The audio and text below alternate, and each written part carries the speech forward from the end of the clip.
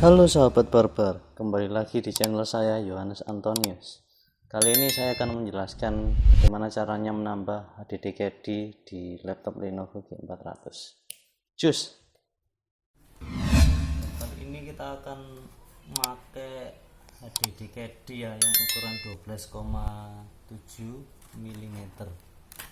Nah, ini gambarnya. Ini udah aku pasang kayak gini. Udah di dalam harddisknya. Harddisk bawaanku udah di sini. Nah, udah kayak gini ya posisinya.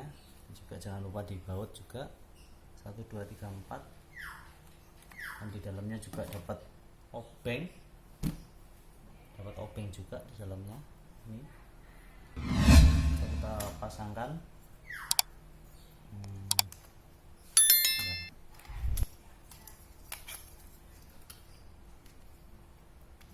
Penutupnya, casingnya kita pasang. Udah kita pasang. Segitu kita masukkan ke dalam.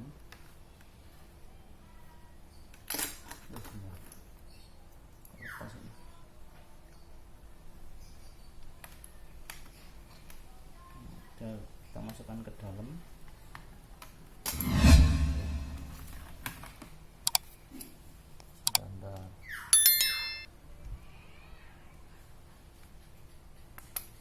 Nah, udah ya, kita masukkan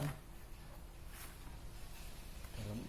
Kita angkat sedikit biar bautnya mau dimasukkan. Nah, ini sudah ya teman-teman, sudah masuk. Ntar kita cek dulu apakah ada yang kurang. Nah, kalau sudah masuk,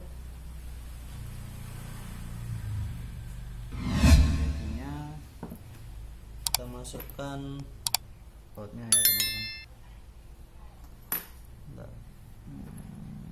Kita masukkan bautnya dulu.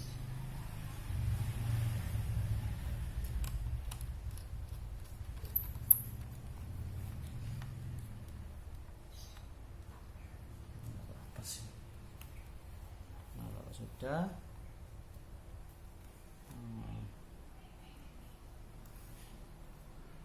nanti kita akan cek ya di akhir-akhir sesi nanti.